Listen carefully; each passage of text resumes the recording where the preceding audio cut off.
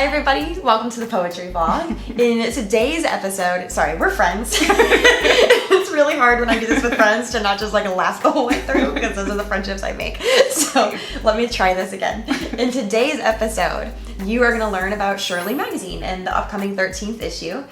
What is Shirley magazine? Shirley magazine is an online literary magazine publishing 3 times a year for fiction stories that have a really interesting plot or idea behind them, but also really take into consideration the language behind them as well. Perfect. And I also am a big fan of Shirley magazine's visual aesthetic, which, to put a quick plug in for who's talking, Colleen is also an extremely modest writer and author. So I don't say this in the episode, but I'm going to say now before I forget, there's going to be links to Colleen's own work. Sorry, whether you like it or not, because Colleen is like actually one of my favorite writers, so that's going to happen as well. As always, go to thepoetryvlog.com for more info to sign up for the newsletters. I'll send you stickers and magnets because snail mail. And then the call for comments today, your favorite literary journal or magazine, right, and why, and not just because you like what they published, because that's just obvious. And not just because they've published you either. Oh my, yeah. Who does that? That's just rude. Yeah. That's called self-promotion, the name of promoting someone else. There's a time and a place. Thank you. So don't do that either. Like, be serious about this. What do you read? Be honest about what you're reading, whether it's obvious or not, and be about why you like it, besides them publishing you. And as always, if you end this episode with more questions than answers, you can put those in the comments, and I'll be in dialogue with you there. All right. This was also the last interview at AWP.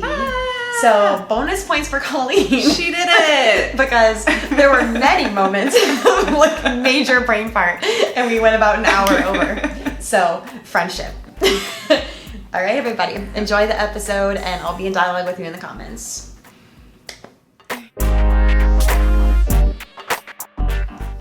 Hi everybody, welcome to the Poetry Vlog. Today we have our chat with Colleen Berner. Colleen, will you introduce yourself and why you're here? I'm Colleen Berner. I'm a non-binary writer and artist who was raised in the Midwest, and I live in Portland, Oregon. I've been editing Shirley magazine for over 4 years now, and that's what we're going to talk about today. Perfect, thank you. And then I'm going to make you embarrassed for a minute and plug you in the sense of Colleen and I went to MFA program together in different genres, technically, and Colleen was the first fiction writer that I interacted with ever. No, I'm just kidding. Broke through. Yeah. Where when I read their work, I was like totally blown away, and actually wanted to keep exchanging in a very like, oh, I learned from this person's writing way. And one of my favorite writers, sidebar, in a real way. Yeah, and we didn't really talk until like your graduation reading. No, pretty much that was not. The first night that I remember talking to you. Yeah. I know. And then we became fast friends. Yeah. Became friends quickly and became fast in our friendship in terms of camaraderie and care. Mm-hmm. And one thing that we're doing this month is a collaboration with Shirley magazine because it is a small journal. Yes. And it makes a point of centering diverse voices and work that I like because it pushes those genre lines in interesting ways. And I know a lot of the viewers and listeners to this project are invested in narrative form and ways that you can still use tools of poetry in it and vice versa. And I also know that lots of you are not fond of giant presses that make tons of money. So this is one way to use the platform to not just center marginalized poets, but marginalized publication forms. Yeah. So excellent. Will you talk a little bit about Shirley magazine?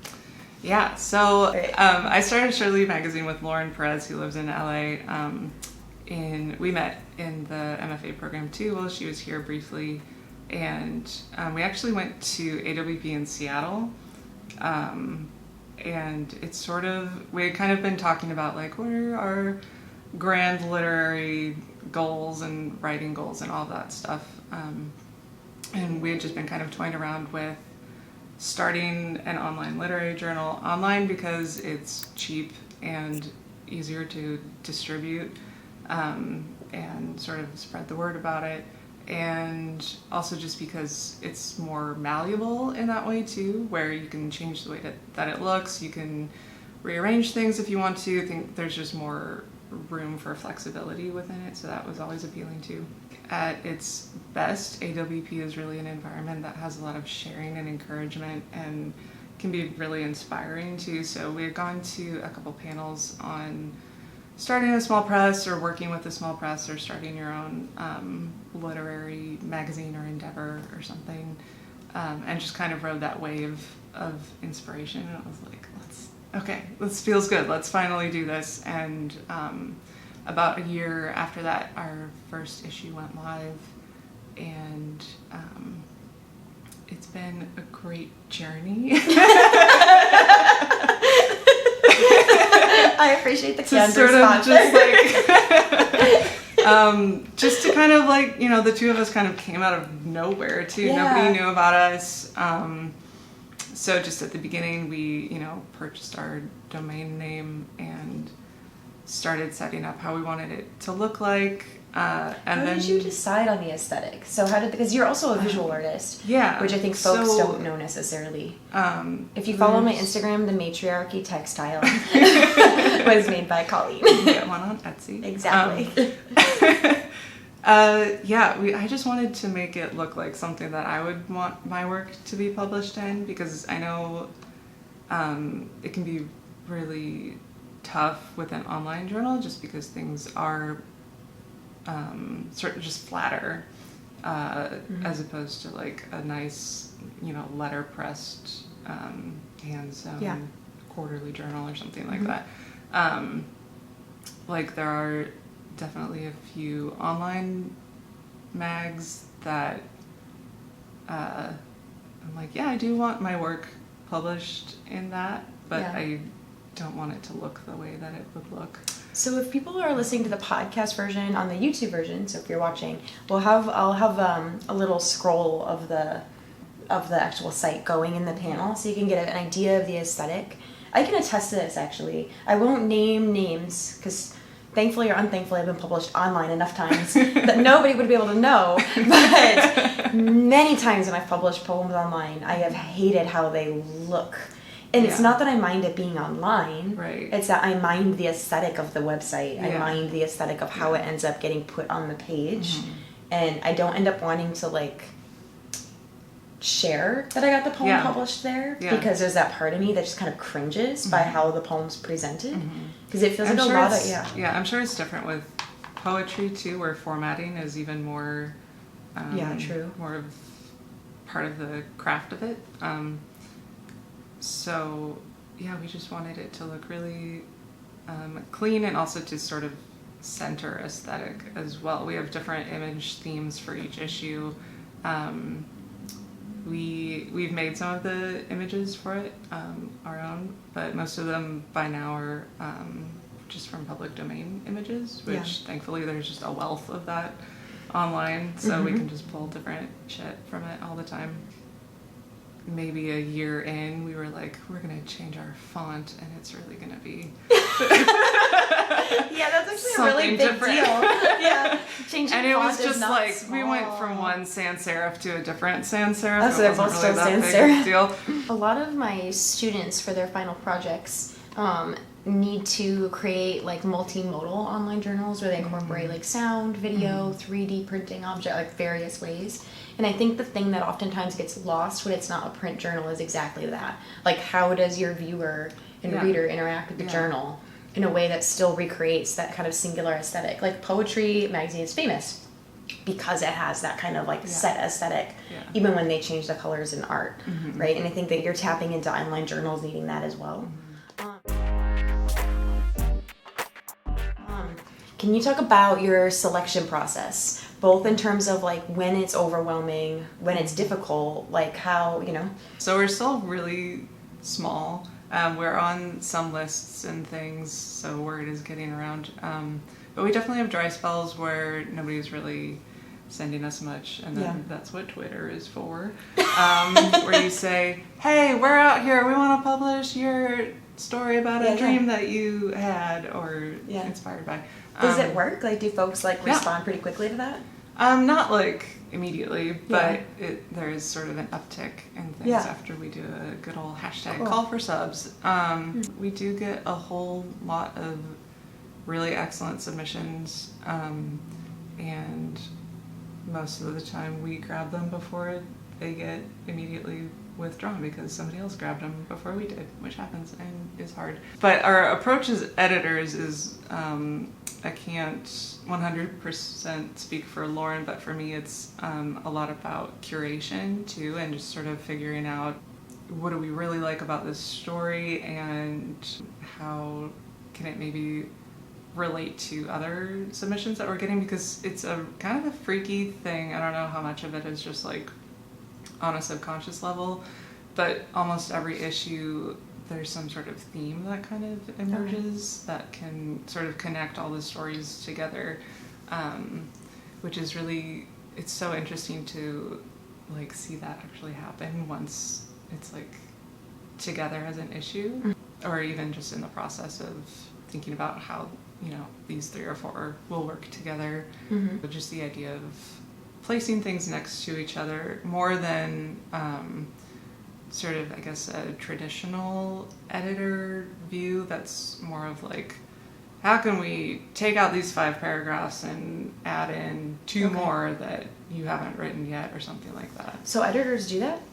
I feel like, you know, I haven't personally talked to a lot of editors actually about what their own processes are, but I do feel like that's sort of the general idea of an editor, is that it's like you really sort of work on the construction aspects of a story. And there have been times when we have gone down that route successfully, I would say, because, you know, we really come at it from a point of we want the story to be what the story's trying to be. Yeah. And I think it helps that Lauren and I are both writers, so we kind of understand that the writing process side of things too, where it's like you are noticing in a big finding of things and sort of an investigative process to figure out like, where's this idea going to go? And so we just sort of try to emulate that. Lauren and I know pretty quickly whether or not we want something to. You know, every once in a while it's like, we need to talk about this one or something, but we tend to just follow our guts, and usually our guts are really aligned with each other, which is really helpful. Yeah. How do you take care of your own writing while doing like so much work curating everyone else's? Like, do you find that it impacts it at all? Because I feel like a lot of folks, especially being at AWP, they're like, I'm editor here, here.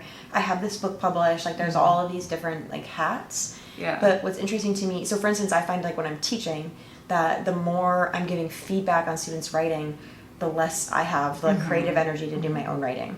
And I'm curious, I mean, it's probably a pretty basic question answered somewhere else on the internet, but like, does it have a similar effect for you as like an editor when you're doing that kind of curating process? I personally, I don't think so. Maybe just because we are a magazine for short form. You know, if I'm reading novels especially, then that's where I'm like, I'm probably not writing very much if I'm in the middle of reading a novel, just because my brain is so much in that world. This probably also has a lot to do with it being an online thing, is just because it's essentially, I'm reading emails in a way, not to sort of downplay the quality of those emails or their contents, but it just happens in a less immersive way, I guess. I hope that's not offensive. I don't think so. Okay. Yeah. Another probably faux pas question. I'm gonna ask it anyway because we're friends. There's a lot of literary journals out there, like a lot. And you said you went to AWP when you like thought like the world needed another one. Yeah. I don't disagree. Needed. Right? Yeah. But I mean, it was more why? Like what? So no, seriously, this is a really good question though, I think, in some ways, because I think people forget that that's an early step that a lot of students especially, because like don't really know how to respond to. So again, this is like if I have students creating mock-up like online journals, part of their reflection writing is how their particular journal is doing something that they don't think other journals are quite doing. Yeah. So what, when you were talking with Lauren and you two kind of brainstormed this, what were the like, this is why we want to do this one ourselves? Like what were the goals? Or like alternatively, if it wasn't so much about another journal needing to be out there, what were you hoping to get out of it for yourselves that you couldn't get out of, you know? Yeah. I don't think we ever, at least explicitly, talked about it in terms of like, the world needs our Shirley magazine. It might have more to do with, I mean, it's named Shirley after Shirley Jackson, who was a writer that Lauren and I bonded over really quickly. She told me to read We Have Always Lived in the Castle, and she like recited the first couple lines for me, and I was like, oh fuck, like, I really need to read that. And it just kind of like rocked my world in that way. And so just thinking about what Shirley Jackson was writing about is just these like, not only horror, but also like she was really concerned with like the domestic realm too. She wrote so much about being a mother, and that's how she made her living a lot. And so she's just this really interesting intersection of realities in a really interesting way. And so we were just sort of like, well, Shirley Jackson has been dead for a long time. So she's not writing anymore. But what if we were sort of like a home for stories that sort of emulated that same investigation of not alternate universes, but horror and just the questions that arise in there, or just strangeness and surrealism, just weird things. Still maintaining like a very poetic quality to the language. So like, for instance, from the outside, oftentimes when I find that there's literature on the sort of surreal or the kind of uncanny, right, and so on, it's not always with a close attention to the language itself. I feel like there's a lot of focus on trying to create an uncanny image or like, and so forth. What I like about Shirley, and something I do think it's doing, is that there's a very close attention to aesthetic in terms of the like actual layout, right, and the art, but also in terms of the type of writing that you end up publishing in it, which is actually a very specific niche area, because there are a lot of online journals that are like, send us your weirdest, and they really do mean just like weirdest. Really fucked up things. They might not necessarily mean like there's a certain, there's a very clear attention to how the way the language is arranged will impact the body of the reader. Right, or create different sensations. Whereas I think something that you and Lauren do well is you find work that has that attention or that kind of layer, if that makes sense. I mean, when we first came up with our spiel that's on our About page now, it's always started with just about how we need plot, but we also need the language about it. Maybe just because of the environment that she and I met in, where an MFA program is so much just about exposing yourself to different types of writing. So we were lucky enough to have some more hybrid texts introduced to us too, and I think that really changed things, because it does show that, oh, you can do fiction, but you can also sort of write it from a poetic angle, or you can write it slant in that way too. And it can be like fiction on the uncanny or horror and so forth, and not just be like canned into genre fiction. It doesn't have to just be stage directions and that kind of thing. It can really explore. I think it's always been more about exploring sort of the psychological side of horror, surrealism too, just because that is really where language can just sort of like fester in the best way, and just sort of like grow into something else too. So, and that's just where it gets the most interesting, because it's then interesting sort of on the from a broad view, but then also on the more granular view too. I'm obviously a fan of Shirley, so I wasn't asking that, and I'm like, why did you create another you know, like, what the fuck? Exactly.